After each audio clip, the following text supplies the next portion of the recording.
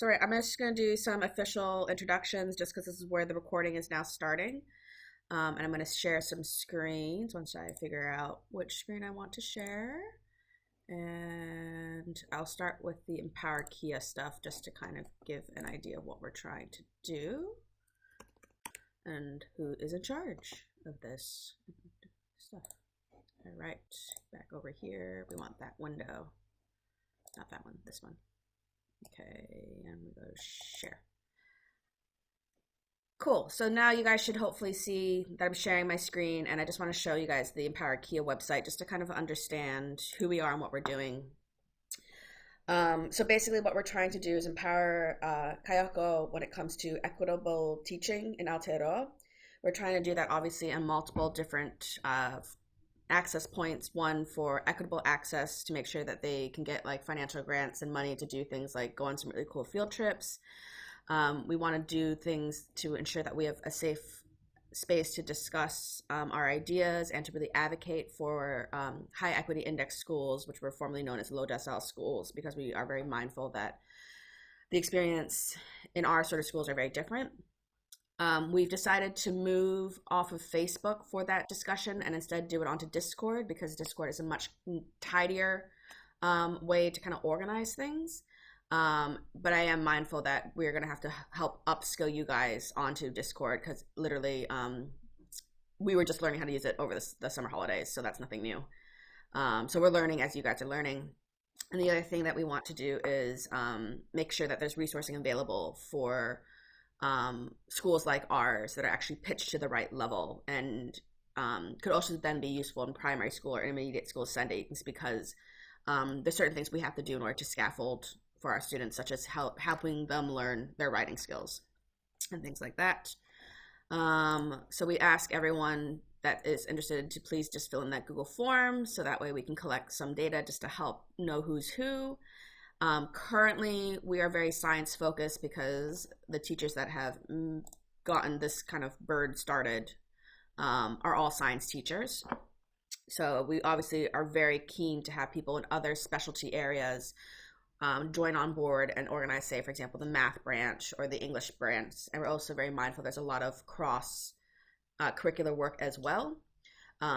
So these four here was kind of our kind of main pet project, and then we've roped in a couple of other ones to help as well for different kind of capacity settings. So if anyone's interested in being a part of kind of the committee end of things, we are more than happy to say, come on in and help us out. So I think that kind of covers that for the time being. The people on the video call, anything that you want to add or questions? We're all good. All right, I'm hearing by the silence that you're good. So please feel free to stop me at any point. This isn't designed to be like a lecture. This is designed to be as a Hui, so you can pop in with your ideas, or if you want me to slow down and clarify anything, I'm also happy to as well. It says there's 4 people here. So, oh yes, oh well.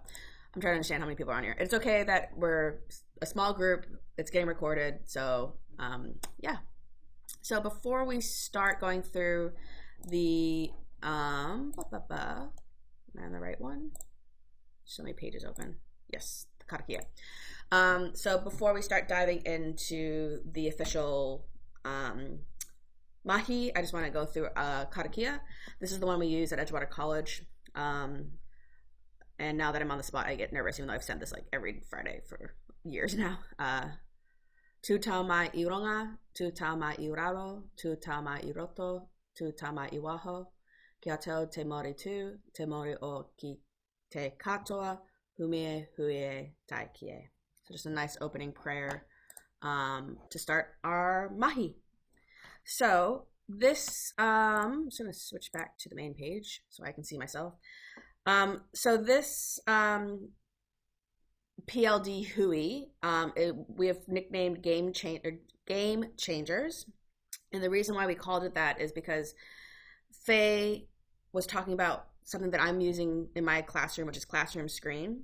And we've been chit-chatting about it, and she's now starting to use it for her classes. And she said it's been an absolute game changer for her in her teaching practice. So I'm going to open up that on my work computer or my work browsing, and I want to go to Classroomscreen now. And I'm just checking to make sure that's what's showing up for you guys. Yes, it is. Might take a little while to load. Cool, you guys are now seeing Classroomscreen. So first thing about Classroomscreen is there is a free version and there's a paid version. The paid version is really cheap. It's $30 US a year, which given what it can do is well worth it. So feel free for those that are on the video to stop me at any point if you want to kind of see something again or you want more information on it. So the first thing about the Classroomscreen that is really kind of neat, I'm just going to make a new screen, is that it's kind of like PowerPoint or what's the other word? Someone's coming in. I might need to. I have an idea. That would be smart. Admit. Hey, just letting you know that I am recording at this point, Carmen. So if you want to have your video on or off, it's up to you. That's fine. Thank you. Cool. So you're just in time for me talking about the first big game changer that Faye Booker was like, this is amazing. I'm just trying to find where it went now. my sea of browsers. There we go. Okay. So this is Classroomscreen. It has been a game changer because it is kind of like a hybrid between Google Slides and your phone. It's the best way I can describe it because it has things like widgets. So for example, I'll show you a senior class first because the juniors you obviously need more behavior management with. But with this format, I can not only can I put like text that's movable like this, so it's a little bit like Canva in that way, but I can also put in widgets, which is the stuff on the bottom here. So this here is a clock. That's one of the widgets. This is the date. That's another widget. This is like a to-do list for my lesson plan that I can tick on and off to remind me what we're doing. So those are like the widgets you get on a cell phone, would be the best way I could describe them. You can choose what you have, and you can also pin it, so that way when you change the slide, the things are still there. So for me, it's really important that I have the time that we start the lesson, the time that we end the lesson, and what the halfway point is. So that way as a teacher, I have a gauge of how much time I have left and then what activities I can potentially do. And like I said, feel free for the people that are on this call, stop me at any time. I will give you some time to play with this as well. The kids often ask, what time is it, miss? What time is it, miss? So then there's a clock on the board, automatically on the screen. And I like how it's both analog and digital because it gives you two different ways to read time. This one, I don't really need past the first slide, but I tend to keep it there just for symmetry purposes, but that's the date. And I'm very pedantic about them write on the date and the learning intention and the due now for their notebooks. This has been good more so for me than for them. It helps me basically lesson plan, and I can also double check then, like, am I giving my students enough breaks in their learning? Yeah, and then you can just keep flicking through it. So there's lots of different widgets that you can use, which are all on the bottom, and I will give you guys some time to play with it if you want. The other thing you can do is you can highlight certain things. So you can tinker, and it allows you to spotlight. So if you want to spotlight one thing, you can right in your face.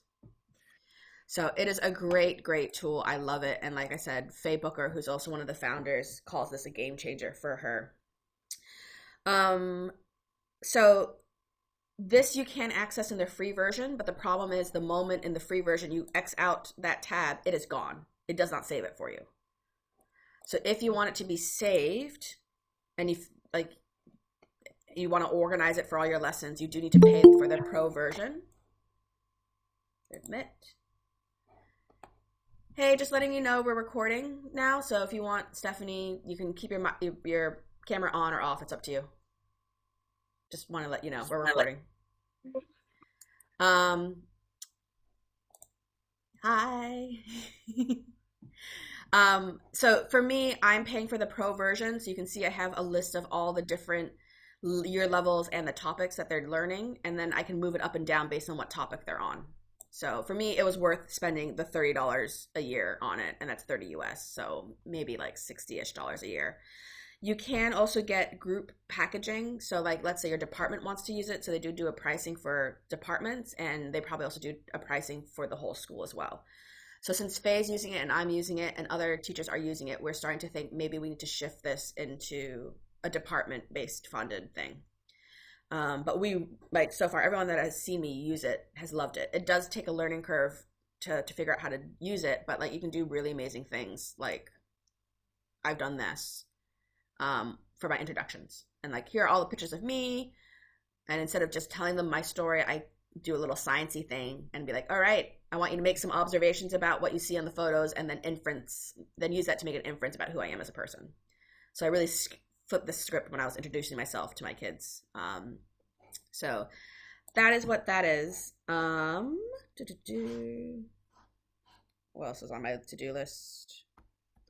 That's all I want to say about it, because I think that gives you a good taster of it. The other thing I do want to say that is kind of the downside of using this model is that you cannot download these and save them like you would with Google Slides or with PowerPoint. So it makes sense that you can't download it though, because of all the extra technology that you've built into it, like the widgets and things like that, and it wouldn't translate into a Google Slide or into a PowerPoint. So that's part of the reason why I'm like, you can't get it the same way. You can't file it away the same way as you would a file document. So in order for me to kind of still get around that problem and make sure in case something happens with Classroomscreen, I don't lose all my teaching, I have set up a Google site. And I've actually had this Google site for years. So it's not something that I made in response to Classroomscreen. So highly recommend getting your stuff onto Google Sites because it does allow you to store it. So I think we were looking at, like, for example, my level 2 chemistry class and structure and bonding. I have all the lessons there anyway. So you kind of have to use both of these in parallel in order to get the most effective kind of model. Because the nice thing about having my Google site then is that I have a breakdown exactly of what my lesson plan was, what my success criteria were, what we got done on which day, and then I video record my lessons, and then I link them on so they can go to the next lesson. So I'm really big on recording videos for my students. I've done this at my previous school, which was mid-decile, which was Selwyn, and I've continued it in my low decile school of Edgewater. The main thing that I've changed between Edgewater and Selwyn is that when I do my board notes now, instead of giving them PowerPoints and flicking through lots of slides and kind of treating it like a lecture, I now go back to chalk and talk. And that has been really helpful for my kids at Edgewater because it slows me down and it makes me more efficient in what I am kind of giving my message across to them. I can record it. The kids then know exactly what they need to write down. And then there's a lot more, like, if you watch the video, even though there's not a lot written down, there's a lot of auditory instructions as well. So I highly recommend, if you're working at a high equity index school, investing in a document camera, or just even doing chalk and talk board notes, because it seems to work well with those kids. Again, my preference for this one versus the whiteboard is that the whiteboard you have to erase and then you're potentially losing things and you take pictures of it. Whereas with this here, using a document camera and using my paper, I can actually sit and face the front with my students and talk to them. And then they can tell me, oh, wait, miss, go back. I can grab the piece of paper. It's still there. So lots of benefits to using the document camera. Yeah, and that's more or less it. So I do, like I said, suggest building a Google site. I can show you some of the background behind what my Google site looks like as an FYI. And then we can take a little break and you guys can have some time to play with it if you want. So here's my Google site. And you can see you edit it like a document. It's kind of like Canva in a way because it gives you a bit more permissions. And then you kind of set it up with various pages. So like if I go resourcing, you can see that I've organized it by, year level, all of my standards, and then by the standards, I then can open it up by lesson. It has the potential to get really messy. There are some old stuff that I've put elsewhere, and I just know which ones to keep and which ones to not keep. And then you can also hide things as well. Oh, there's Leanne. Hey, hey, Leanne. We're just talking about the Google Sites, and I'm showing them the background, and we are talking about Classroomscreen, and they're gonna get a break soon. Um, so yeah, even our Empower KEA website is powered by Google Sites as well. So cool. All right. I figure might be nice to take like anywhere between a 5 and 15 minute break. To give people a chance just to kind of stretch, but also if you want to play with any of the classroom screen stuff or the Google Site stuff, now you can. Um, do you guys want? I was going to pause the recording, but I'm happy to keep it going if you guys want to play with it and talk at the same time, and we can kind of help you kind of navigate it. Does that sound good? Either doesn't bother me. Okay. Cool. So I might keep it recording in case we get some good discussion questions. And we'll check it in 5 minutes and decide if you guys want some more time to play with either Classroom Screen or Google Sites. Does that sound good? I Mm-hmm. figured after I showed you Classroom Screen, you're probably keen to like play with it. So go ahead to the Classroom Screen website, and then you can make an account. Um, I'm trying to remember how I made my account because I made this account like 2 years ago. So I think you can just like log in with Google, log in with Microsoft, and create it. I have mine currently linked to my school account, and I don't remember why I did that. I should have, in hindsight, did it to my personal account, but maybe I got extra permissions or cheaper rate because it was a teacher account and not a personal Gmail account. So, yeah, I'll give you guys some time. Go ahead and start playing with it. I will stop sharing my screen. I don't know if you guys have permission access to share stuff. I'm not sure. Leanne, do you know? Just in addition to Keri's talking about making videos, Yep. I find too that for students who have English as a second language, they love re-looking at those videos and hearing how the words are spoken out loud. Yeah. And a lot of them re-watch the videos, and they're also really good for students who are away sick and miss Yep. class. Yeah. I make oodles of videos. Yeah, same. Like it worked so well for COVID. I was doing it well before COVID. Yeah, they're So really awesome. yeah, I'm a big believer in we need to have things accessible. And especially when you're like working in a high equity index school with kids being away, they need those videos. They do. And I don't currently work. I work in a medium index school at the moment, but I used to work in a high index school, and one of the things I noticed a lot about them was that if it's raining a lot, they don't come either. Yeah. Because the buses get full and the buses go past, and then they can't get a bus. Yeah. And or they so don't want to get wet. They don't have the ability to dry their clothes, their shoes. Yeah. Like, yeah, rainy days we always have lower attendance. Same. Yeah. And just if you've got a high bus community, then they just can't get their buses into school, so they just go home again. Yeah. Because the buses don't even stop; they just sail on past. Oh yeah, because if they're full, they're full. Yeah. It's good that we're having these discussions because they give such a hard time for students that are at high equity index schools. Like, oh, it's raining, they're not coming into school. Like, they just think, why is that a big deal? It's like, well, actually, it is a really big deal for kids in our community because they don't have the clothes. No, they don't. They can't afford like to get wet. They don't have that many uniforms around or whatever. Like, there's lots of things. Yeah. Yeah. There's a lot of reasons, which I think a lot of people don't understand and just think that students are just being lazy or their families don't care. Yeah. One of the things that happened last year was that I was emailing David Seymour almost every day for a term because I was so agitated about the school lunches. And I managed to get into a Hui that he was running because his aide really liked me.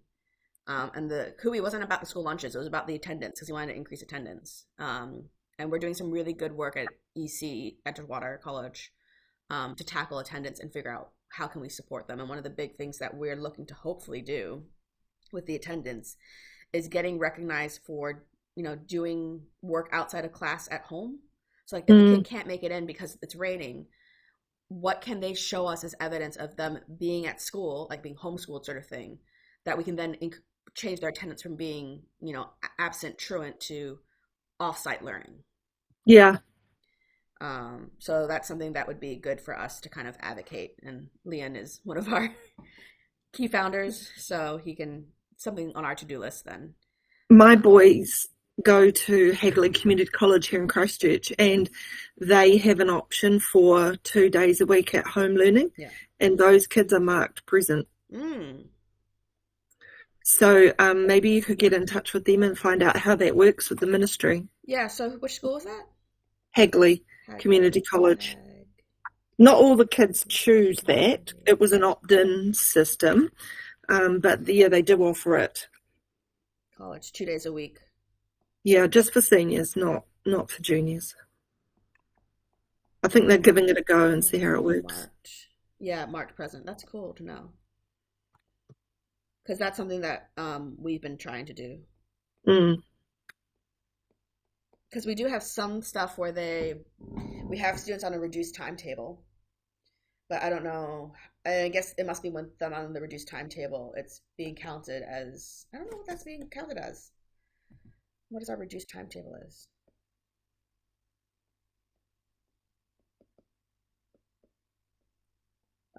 Timetable.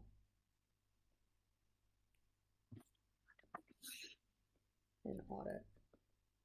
Because I And just know that they were, because they're always very concerned, obviously, for things. But we were also been arguing for like other things, like if the kids are taking a school trip, like say for example, they're competing as part of the Auckland reps for touch. So it's not necessarily the school touch team, but like the Auckland region touch team. They get penalized for that. oh, now On there's attendance. provision for that. They're allowed to Okay, represent. there's They're been allowed odds to and ends things represent that they touch have all and over haven't the been region. provisioned for. Like I know, like if you're going on a church trip, then stuff like that hasn't been provisioned.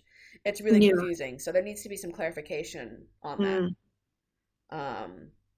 Because there's a lot of good learning experiences that are happening even if they're not in a classroom. And I think that's kind of the line that oh, Leanne, you raised your Yeah, hand? sorry, just wanted to Yeah. first off say sorry for joining late, but number two, just you guys just made me thought of something. But in terms of the mahi that you guys are doing at EC, are you guys like tracking as many of the causes for like the absences as much as possible, and then kind of seeing like, oh, which ones could be Tackles? yeah. Yeah, so we are in a sense that we are running something called Building for Success, and it looks. Let's see if I can find it actually. I'm not currently sharing my screen, but I'll show you what we have. Let me find it. And this is what we brought up with the Hui as well. Just trying to find it. You guys can Something keep that chatting while kind I of look just for it. occurred. Yeah, something that kind of just occurred to me. So there was a student at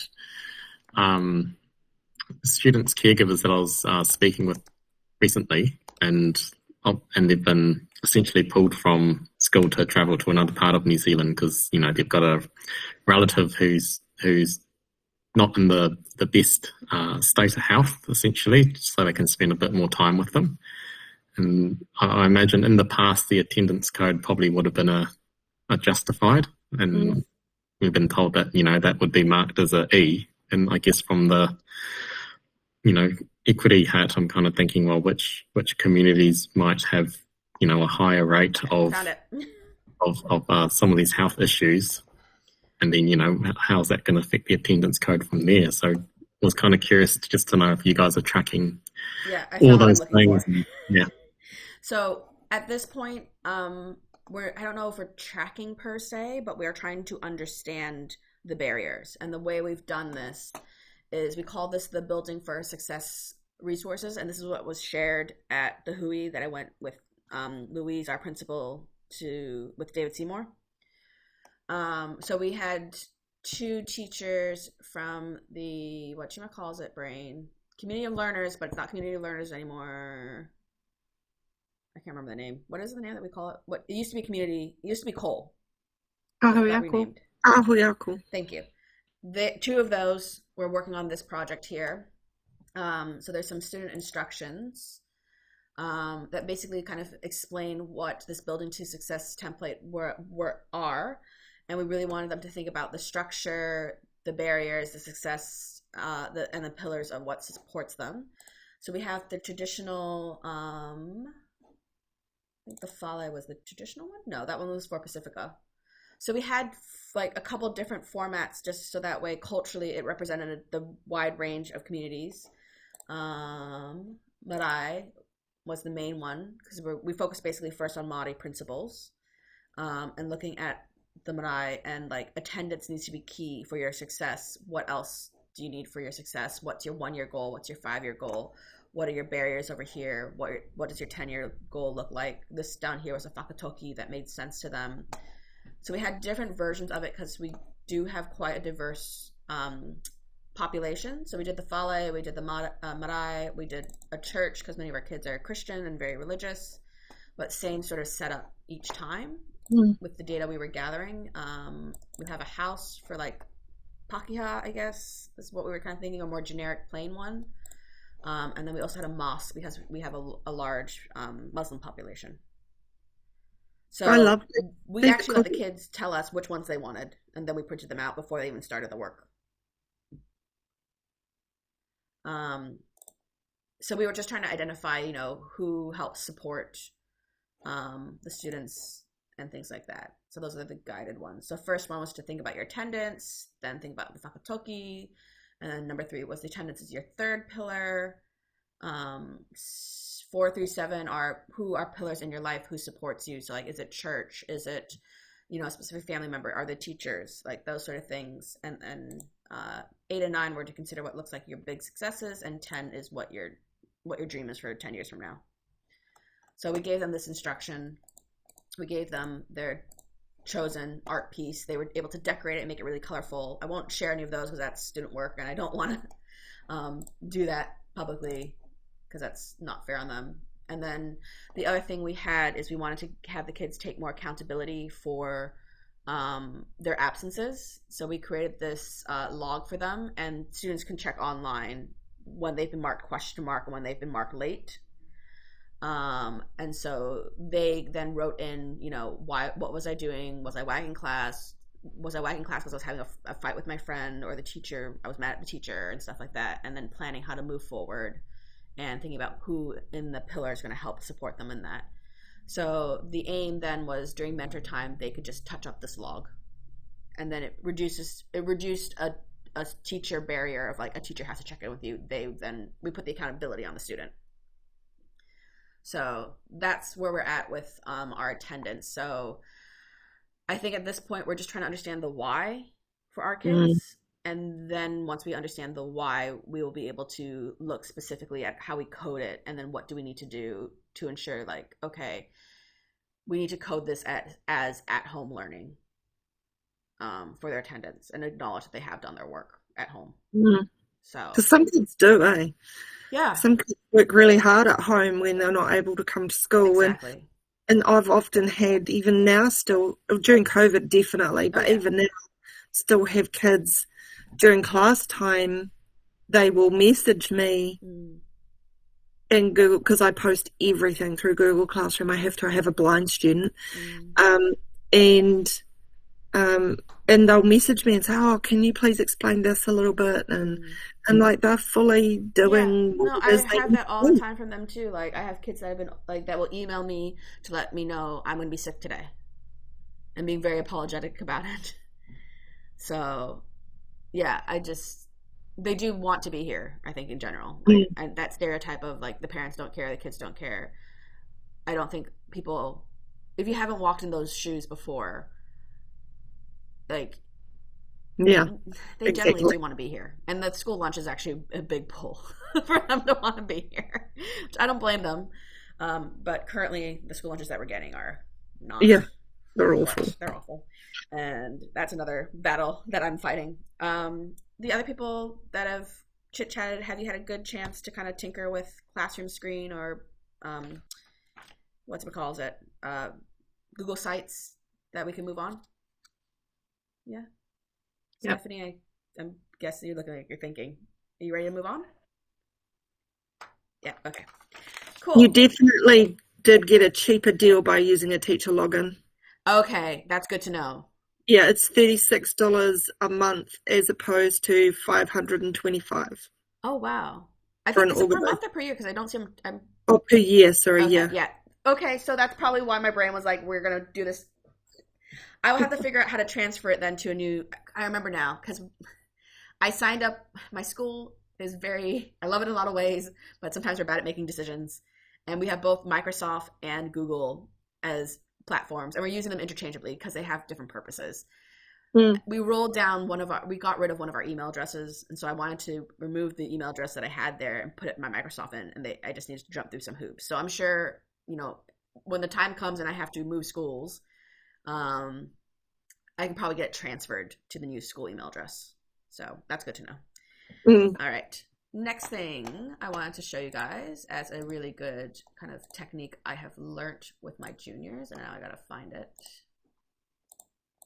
It actually works with my juniors and my seniors, to be honest. So the second game changer that I have is, let me just share the screen again. We want window, we want back to classroom screen. There we go. Okay. So going back to classroom screen, one of the things that I've done that has been a huge game changer, let me find it, that I've actually used it, year nines. Okay. So I'm just gonna open this up. I'm gonna delete that because then I'll explain why that came up. Okay, and we're gonna reset this. Okay. So the next kind of big game changer that I've found as a teacher, especially teaching with juniors, is something I call preferred activity time. I got this from, I think, a primary school like Instagrammer. And the way preferred activity time works is you give the kids 5 minutes, and when they are unsettled and you're trying to talk to them and they won't be quiet and you want to give them the notes, instead of just telling them, 1, 2, 3, eyes on me, which a lot of them roll their eyes at, or the whole, which is then going to end up with them going like that. This is a lot better because it deletes that problem. So all I do is say, we have a preferred activity time that's 5 minutes. Anything that we have at the end of this lesson, I will bank for you in our little piggy bank. And once you get to half a session or a full session worth of time, you can have free time. So we're 75-minute periods. So they have to get to at least 40 minutes or 75 minutes, and then they can cash in on their time. So with the preferred activity time, they obviously can't go on their phones because that's not what I want them to do. But if they want to go on their devices to play video games, they can. If they want to go outside and play ball, they can. If they want to stay inside and watch a movie, they can. We do need to collectively decide as a group what we're doing. But that's just because I'm only one person and I can't take half the class outside and leave the other half inside of the science lab. But that's basically what that is. So they have calculated up how many lessons they have that it will take them to reach those points. It works out to being like a free lesson a term, which is what I would have given them anyway at the end of term, because they're usually burnt out by the end of term. But once they start talking and they don't settle down, I just click on the timer and the stopwatch, or no, the timer, and just let it go. And I just sit there casually. Every so often, I'll just say the timer is starting. And then they will start shouting at each other to shut up. And then once I feel at their level of quiet that I can continue on with my lesson, I then pause it. And then we keep going and play that game as long as we need to. The nice thing again is because I have locked this and pinned it to my screen, I can flick through and the same timer is on all of my screens. So if I'm somewhere else in my lesson and they're misbehaving, boom, timer starts. And then this is only on the first page. So when I make the next lesson, then I add this time into their total in the bank. So they can see that it's increasing each lesson. So it's just that delayed gratification. This works really well for most of the year until you get to the point of term 4 and they don't have enough days. They're smart. They have figured out mathematically, how do I get a free day? I cannot get, there's no way, like it's going to take me 10 days to get, 5 more, like 10 perfect days to get 50 minutes. So they're going to stop and they're going to misbehave. So then I flip the script on them, and instead of having the timer, I then give them the stopwatch, which is over here. And I give them the mean thing of This stopwatch just will decide how many minutes you're staying with me after class in dead silence. So then if they're being noisy, I'm like, all right, well, the timer started, so this is the time you owe me. So if you're going to keep talking, we get to a minute, you're going to stay a minute after class in dead silence. And I will restart the timer when we do that if you start talking again. So I have done that as well with some of my classes last year towards the end. And then, yeah, so I really like the ability to put in timers. I also do it for activity tasks as well, so I might stick some here. You just gotta know which timer's for which thing, is all. So I don't know why I put that in there. Sorry, Keri, Yep. I might be being a bit dim. Yep. Can you just explain again? So do they already start knowing they've got an hour, and is your timer taking time off that hour? No, so what they know is I am willing to give them 5 minutes towards their bank of time here. So they start the bank with 0 time. Oh, so each lesson they could earn 5 minutes. 5 minutes. Right. Okay, I'm with you. Thank you. Yeah. So each lesson they can gain 5 minutes. So it takes them quite a few lessons to get a half session or a full session. It's great. Thank you. Unfortunately, though, towards the end of the year, they have figured out that there's no way they're going to get enough time to have a full or half session. Yeah. So that's why then I switch to the stopwatch and then I keep them in after class. Because I don't want to keep them in after class. Because if I have to keep them in during lunch break, then I lose my lunch break.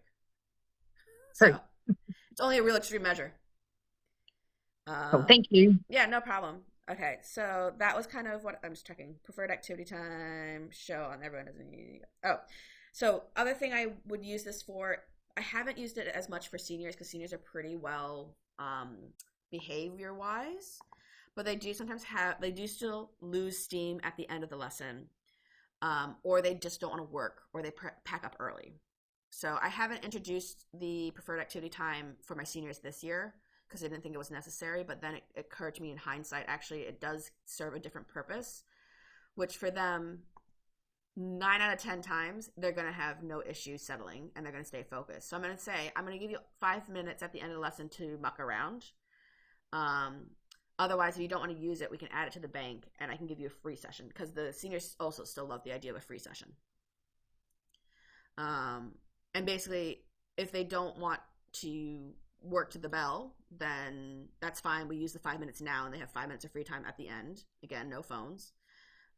Or they can bank that time and they can have a lesson off, like a free session. So that's the flip side to it, and I hope that kind of makes sense to people. But that's how I've used my preferred activity time. It's just, and the thing is, they get so engrossed in their work sometimes that they don't even realize that they have the last 5 minutes of class, and so I just add it to their bank automatically. I'm like, cool, you guys worked to the end of this lesson. You didn't even notice that the bell had gone yet, so I'm just going to add the 5 minutes to your bank, and we'll keep adding it up until you have enough to have a free session. So in order to make the free sessions like not on your phone time, I have a lot of arts and crafts that I store in my classroom. I also have a lot of games and puzzles and things, so they can have an hour of just being kids, which they don't always get the chance to do. So that's the second kind of thing that I would say is one of my game changers. Any questions or anything you guys want to add about that? Are we all good? All right. The last thing I wanted to talk about was do nows and using do nows as using do nows really well, because I think a lot of teachers underutilize it, and it's not just a matter of like do this word find or do this word search kind of thing. The other thing that you can build in with your do nows, if you do them well, is that you can build in, I don't think I need to share this screen for right now, because that way I can focus on this. The other thing you can do with your do nows is if you build in an interesting enough one that's going to keep the kids busy for a good 5 to 10 minutes, you can then do some rewards. So I do something called a treasure chest. It is literally looks like a treasure chest because I bought a cardboard one off of Amazon. And basically I give my students rewards. And this is primarily, again, for the juniors. So let me show you what I mean by when they can get this reward. And I will show this to you again. Where is my screen? I will share my screen so you can see what I'm looking at. There. Okay. So now you get to see my finance stuff. So I do this for my juniors, and I do this for my junior science class and also my future finance class. My future finance class I only see for about 5 to 6 weeks because it's a really condensed course. But one of the things that I do as a reward system for both of my junior classes is I do these little stamps. So I'm just waiting for the page to load off Dropbox. Cool. So this is a workbook I have for my finance class because it's, like I said, a very tight 6-week course, and I want to get the best out of it. What I have for my juniors is something called an investment in learning log. And basically for each stamp that they get, they can then get something out of my treasure chest. It needs to be adequate level of work that I'm happy with. If I'm not happy with it, I don't put a stamp in there. So for my junior classes, they have the exact same thing, but it's not outlined lesson 1, 2, 3, 4. It's just a list. Whereas, oh, I heard a little boppy bop. Oh yeah, cool. So I have basically, instead of, it's more specific in this one because it's such a tight course. The idea is if the kids have completed the lesson to my satisfaction, I stamp it. And let me tell you, the kids have figured out like how to forge. They tried to forge the stamps. They tried to go to the $2 shop and buy stamps and stamp their own books. So I have gotten really clever and outsmarted them. Yes, Leanne's laughing. I got stamps of my cats. So I'm like, you cannot counterfeit these because I bought these. And I'd be very impressed if you spent I think they were like $50 a pop because I had to get them off of Amazon. Like, you would not spend that much money. Where did I buy them from? I just searched Amazon and I just searched like pet stamp. And you can customize them. So they're about like $50, but it was $50 well spent because my cats are very cute. And then I accidentally made Spaceship Millie because I didn't crop her properly. And then this is what they look like on the paper. So they're super cute. On top of it, the kids love it, and the kids will like dress up and like doodle around the cat as well. So like they'll put Chickpea in like a top hat, and they'll like put Millie in a fancy dress, and like they're going to a ball or something. Like, it is such a fun thing to have. So anyway, they cannot forge my stamps is the key. And I stamp it, and then at the start of the lesson, I go around and I say, okay, I'm checking, like, I'm doing like a cash-in is what I call it, so they can cash in their stamps for something from the treasure box. Show me the cat is what I often say as well. Like, show me my cat, show me the cat. How many cats do you want to use? And then I just put a little heart around it when I know that they've been used. So that way, again, can't get away with that. So there is a treasure box, which I've left at school. But the treasure box, again, you have to be mindful of how much money you want to spend out of pocket. I found the most efficient way to kind of get things is through like Martha's Backyard and getting American candy or Asian candy, because they tend to be like smaller packaging, and like cost per item is really cheap. So like this bag of Kisses I bought like well over a year ago, and it has 330 pieces, and it's still like not done yet. There's like another handful still that I can use. And this is all they get. They only get to take one item out of the box. So it's really cheap behavior management. I'm also very mindful about allergies, so I never get anything with nuts. I'm also mindful that some people don't like food or sweets, so I've gotten some cheap things off of Temu as well. So this here is just a little bouncy guy. So it's a good little fidget spinner for them, kind of thing. The other big item that they love is temporary tattoos. So again, I go to Temu and I get temporary tattoos. So those are the things I put into my treasure chest. They're very unique and they're very fun for them. And it's a good kind of like conversation builder as well, because then we talk about me being from the States or me being Asian, and like they ask for recommendations. They ask their classmates for recommendations. They're also really kind to each other, but like it's a good also opportunity to talk about like, hey, why didn't you get a cat stamp? Well, you didn't do the work now, did you? Like, it's not to my satisfaction. And then they can compare it against their classmates that did do it to the right level, so they can compare and contrast and be like, oh, that's what you expect from me. I can now figure out what I need to do to get that stamp. And the kids are really kind to each other, that if they collect stamps and they're not using them, they will often give their cat stamps away. So they'll be like, oh, miss, like Charlie's letting me use his cat stamp. And I check with Charlie first. And then Charlie's like, yeah. And so I cross it off on Charlie's book. And then his friend picks off something from the lolly box. They do obviously try to take more than they're allowed to. So to keep that down low and not to say like, you're stealing, I go, hey, show me what you picked so I know what I should keep buying for you guys. Oh, my husband's just walking in. Hey, Ben, I'm on the phone. Okay. Just making sure he knew that. Oh, there's my cat. So yeah, and it's a good conversation starter. It works really well. The other real big benefit about me doing that is that I can then walk around the classroom and check in with every student to see how they're doing, get a read on their mood. I can see if they've gotten started, have they done what I expected them to do, which is date, learning tension, and do now. So it's a really good kind of way to kind of settle the class. Are you going to keep standing there? What do you want then? Okay, can you leave if you don't need anything? Because you're going to distract me. Sorry, that's my husband.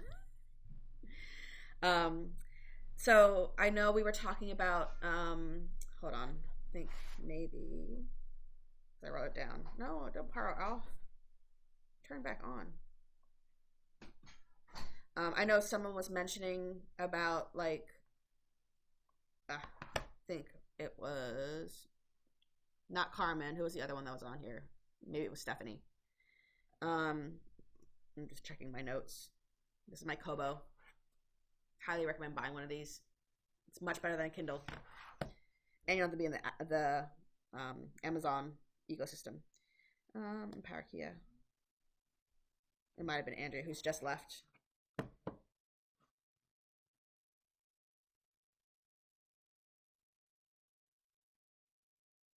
Where did I put it?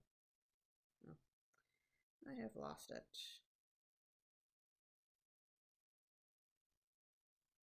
Anyway, oh, my handwriting is really messy. That doesn't help me either. Where would I put it?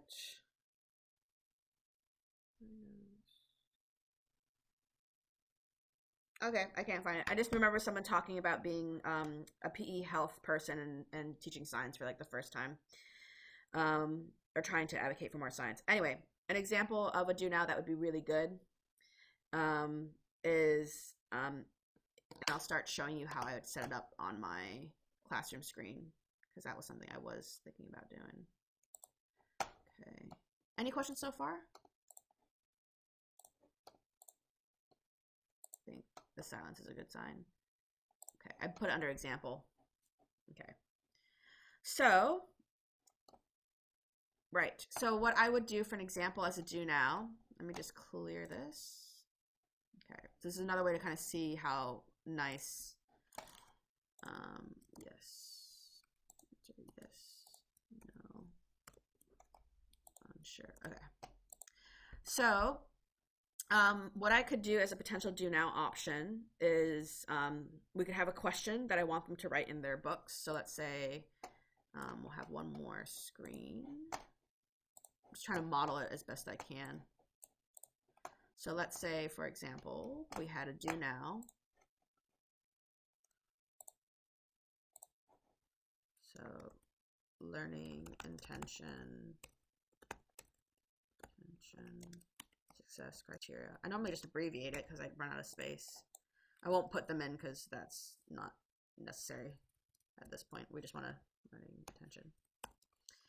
So let's say, for example, the do now question that I wrote for my students was, if you had the option to never feel pain, physical pain, then would you take it?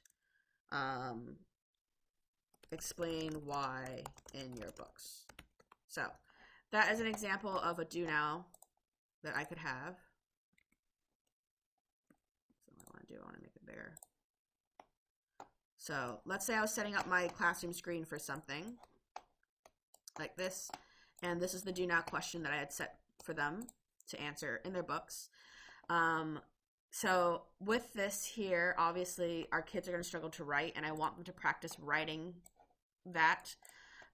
So with the treasure chest, maybe I would say, okay, by the time I go through checking everybody for the treasure chest, I need you to have your option written down in your notebooks.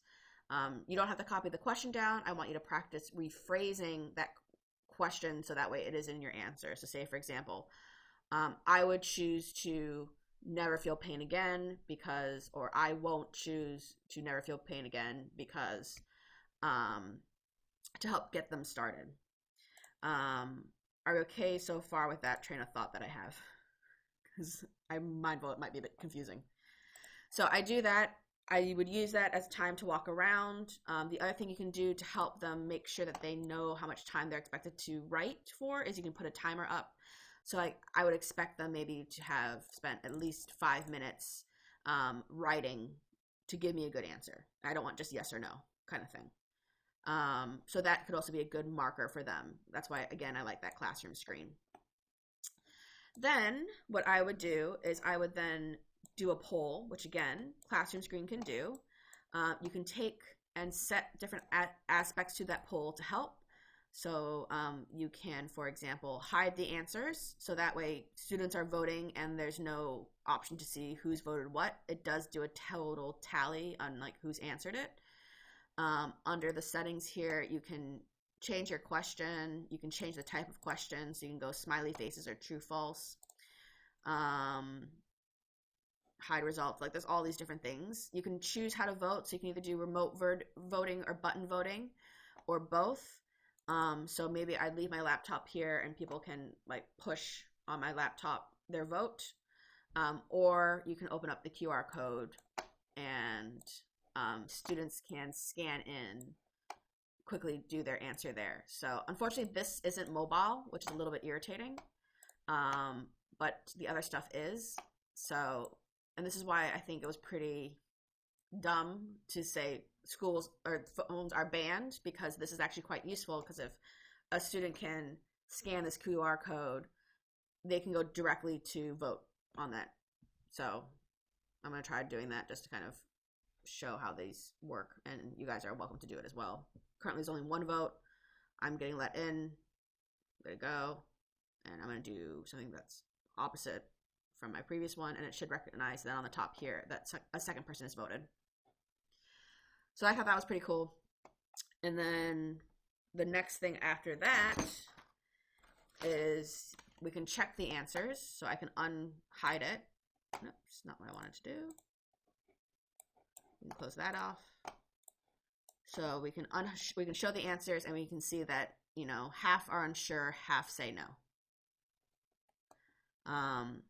So then I would take it on to a next slide, and I would be like, okay, I want you guys now to research this thing here, which is genital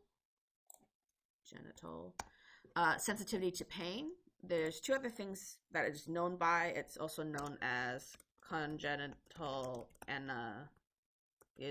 I can't spell very well. Or another one is congenital insensitivity to pain with, I cannot read my handwriting.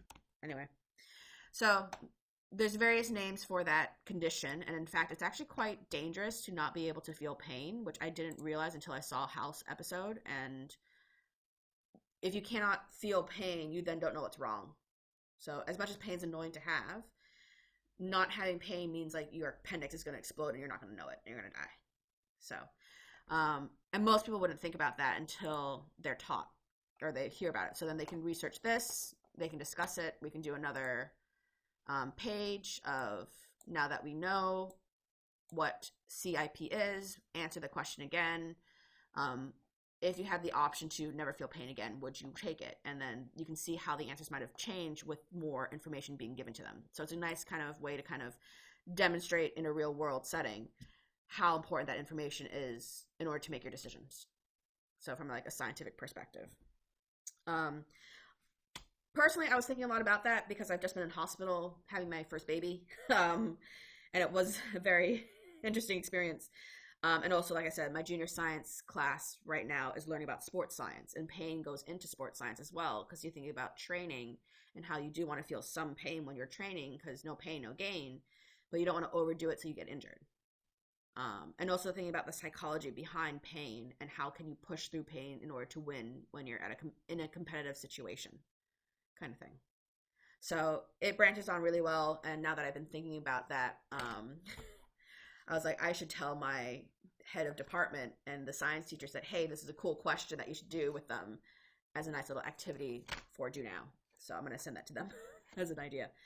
But yeah, that is kind of my spiel on do nows, that you don't want them just to be a settling activity to keep them busy, but how can you use the do now well to transition into your lesson?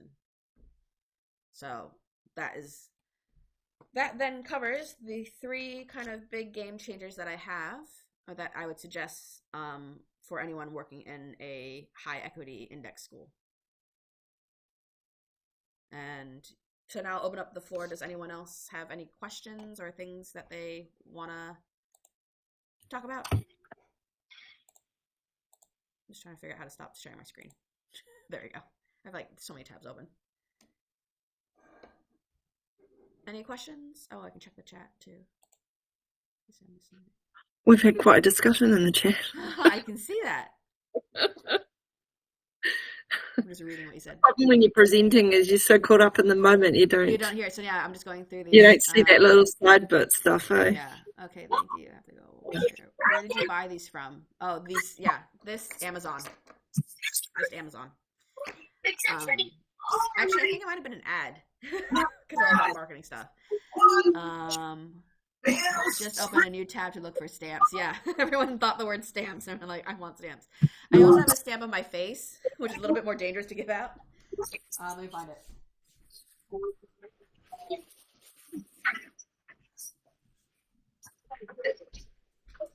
So I got one. This one was made, I think, in Cambodia or something when my parents were traveling. And so the guy actually takes a photograph and then he like carves the stamp with your face in it. You can't really see it unless I stamp it. It's a wooden stamp. But the kids love this too. And they will doodle. And they will ask me permission before they start doodling because they like to do silly things like put me in the toilet. I think, let me find it. That's amazing, Keri. I've got the smelly scent stickers. They like that, you scratch them and you smell them. Oh, so yeah. every now and then I get a packet of those. But I'm at Westlake Girls and they like the dairy milk. I get dairy milk chocolate. It costs me a fortune though with the price of chocolate going up. Yeah, you got to figure out something else. They seem to really like the kisses. Yeah. So you get this at Costco. Oh, it does taste different, but yeah, I understand. Like you're trying to narrow down that quantity. yeah. Let me see if I can find what they've done. Instagram. Do you not have an inherent reward system already at your kura? Not exactly. We do rewards for Strive for 5, which is attendance based. Right. But this is something that I'm doing at a personal level. Yeah, at our school we have a system called Te Tohu Wairua, which are linked to our values. Right. And so if students show something around our values, then we can give them a Te Tohu Wairua, which of course on our part is free. Yeah. But what happens is as they accrue firstly 10, then 25, then 50, then 100, they get certificates for them. And they're presented at assembly and prize giving at the end of the year. Yeah, we don't tend to do that. Like I know back at Selma we had that like gold award for their involvement. They could get like a box of chocolates and stuff. I think it's just we're starting our reward system basically. Yeah, I think it's a really useful thing too because then it's free for the teacher. Yeah. And ours is built into KMAR, which is our we use KMAR too. Management system, and so the teacher just has to tick the little star on the roll, and it's really easy. And so it's probably something that we're going to work towards at some point. I don't know if you can see my screen. I just shared one, so they made me Dora the Explorer in that one. They did. And one of the things I make them, so if they have a study session, I always make them make a SMART goal, and then I come around to check their SMART goal just to make sure it's specific enough and not too much that like they haven't bitten off more than they can chew. And I often ask them what stamp they want, and they were going through I want Miss Garlick stamps. So, but they do the same thing with like Chickpea and Millie. Yeah. Oh, this is the one they were asking me. Can I draw you in a toilet, Miss? And I had to look that one up because I had no idea what they're talking about. But they did some really cute ones. Like they made Yeah, they did. They made you a cat. Yeah, and they also do ones with my cat stamps as well that are really funny. Like, Yeah. I take it with like that's a good sign. They must really like me. See if I can find a cat one. There you go. There's Chickpea dressed up. So Yeah. it's a nice little thing to do. I think it's worthwhile encouraging your school to have I'm an sure it's in the in pipelines because we're now doing rewards for attendance. So Mm. I'm sure it's gonna come with time. Yeah, that'd be cool, and then it will cost less for you. Yeah, yeah. But I'm an Asian, and I figured out how to do it in cheap ways, like buying like per cents of like cost per item is really cheap with these guys, and they are smart. They want to dig around for the biggest candy, and usually they don't have that big of candies. And then say this is all like Temu. Yeah. They go through phases. I know which classes because we group our classes based off of like their interests. So we choose their own adventure. So like the creative kids are all together, the sporty kids are all together, like et cetera, et cetera.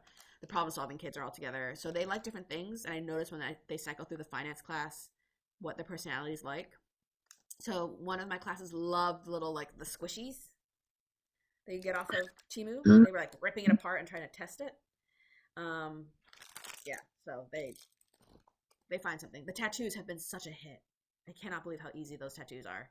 They love it so much, yeah. and they will run. They'll ask to then go to the bathroom right away to be able to put on their tag. So they can do it. I'm like, that's fine. You guys can have a break. Yeah. I'm just trying to see. Are you guys doing level 1 claims external? I don't know. I have to find it. Stephanie was asking that. Yeah, I'm trying to think if we were doing that. I don't teach level 1s this year. And I know we try to do very personalized programs. So maybe some of the kids will do it. Oh, that'd be great if Stephanie could share some of that. So yeah, put that on the Google Drive, the Team Drive folder. Leon's there. Yeah, so if you guys, that one I don't know if we're doing, so please put it on there. So with the Team Drive, the idea behind it is that we ideally want the only resources that go on there have been tested at a high equity index school because we need to make sure it works for them. Because we are looking at doing things a little bit differently, like how can we assess in a way that actually shows their knowledge? Because you were talking about writing is really difficult. So is there like a way we can verbally show their understanding? Storytelling, yeah. Like I love storytelling. Yeah, because they know they're very articulate verbally. They're just Yeah. the paper doesn't go. I certainly know last year for the internal, I had a student submit an audio file and I marked it as an audio. I didn't transcribe it and print it off or anything. I just listened to it and then paused it when I needed to, and then I submitted it because we were externally moderated for that standard. How did they And take that? Were they happy with that format? They were happy. They didn't have a problem with his file. They were quite happy for him to. All the others had produced either a Google Doc or a slide deck or something, but he made an audio file for his Science 1.1 and they accepted that. Right. Yeah. Yeah, because that's something that we've definitely thought about is like we need to get more audio like evidence because our kids, when you talk to them, know their shit, but they just cannot get it on paper. I've taught deaf students before, and this year I've got a blind student in level 1. And so with deaf students, I have videoed them signing, and the teacher of the deaf has translated that signing for me. And then I have gone back and watched the video and listened and marked that. And so I've done it that way, and that's always been accepted as well. Cool. This year, my blind student, she might choose to reply for the Science 1.1 in Braille because she can type Braille faster than she can type text. So, and I've sent the assessment away to be turned into Braille. So it's an interesting process, kind of functioning in those different kinds of spaces. Yeah, but I've definitely, even recently, like I said last year, sent an audio file for external moderation, and they were just fine with it. So it's cool. Yeah. I know for us, we're really looking towards trying to figure out more different assessment formats. So we're trying to do more portfolio based evidence. Right. Very mindful when we read the clarifications, like does this need to be closed book or not? Yeah. And I think there's a really big misconception that everything needs to be closed book. Well, certainly Science 1.1 does not need to be. So we don't run it as a closed book. We run it open. Yeah, I find with students in the past I have done audio with, I encourage them to have something either drawn or some jotted points that they want to talk about, just so that they can, like I've given kids a storyboard, where they jot out the process of the story that they want to tell for their science assessments. And some kids have drawn it, but some kids have written bullet points. And then I video them, but I don't put their face in it. But I often point the video at what they're talking to. Right. Just so then I've got a record of that written part as well, or that drawn part. But I do that to kind of try and encourage them to have a prompt so that they can get their thoughts organised. Yeah. Do you know what I mean? So they don't talk about around in circles. Yeah, I know, because Liam would have been involved in this debate that I was having online, and because Liam was the one that questioned me when he was doing my moderation, because I was the only chemistry teacher last year. Now we've hired 2 more, so that's good. But one of the things that Liam and I weren't sure about was for the spec internal level 3, because you've done some chemistry, right? Yeah, I have to. Yeah, so for spec, I find it's really redundant to make the students write paragraphs explaining why they've identified the molecule that they've identified. I have very much been of the opinion, like, getting to figuring out the molecule is the hard part. I'm not going to randomly write down the right answer. And like, to me, the merit of like, I can't remember, was it like comprehensive and the middle one? Like, I feel like a student has a good understanding if they can get the molecule. For me to get the excellence, then for that full comprehensive element, they need to show me how they've ruled things out, how they link things together, what have they done process of elimination wise. Like, that to me is excellence. So like, there's lots of isomers that could fit. Why doesn't this isomer fit in your books? So for me, I'm looking for that as information to decide whether or not that's an achieved merit or excellence. And achieved, I'm just looking for them to annotate it and tell me what they know. Like bullet point, like I know the IR is telling me this. I know the mass spec is telling me this. I know the CMMR is telling me that. So you could then have the 3. I literally just give them the 3 data points on a piece of paper and say, tell me what the molecule is. And but then you can video it or record it in some way, and then you can hear that. Okay, so it's down there, and it's at 480 nanometers or whatever, and so therefore I think that all of these ones sit at that, and so it could be one of these 3. So it's not those ones.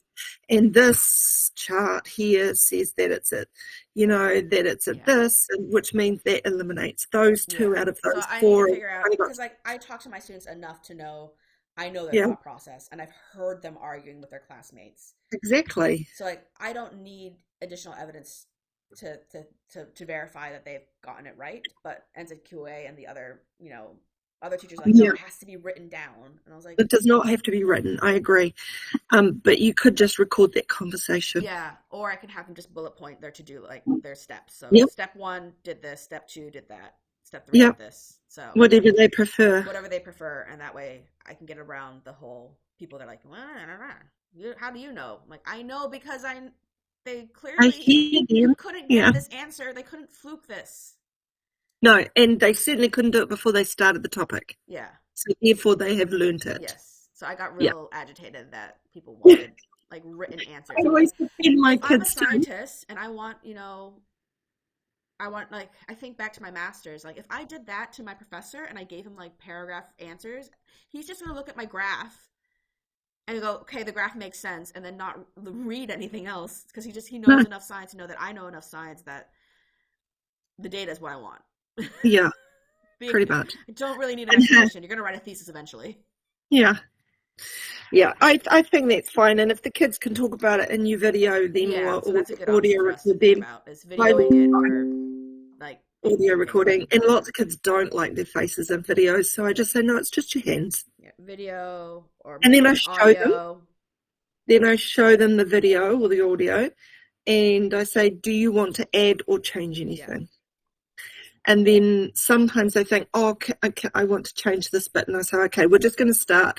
And you can just say, I want to change this part. I want to talk about this. Sorry, that is a good idea. So I'm going to make sure that goes to Faye, who was the head of science.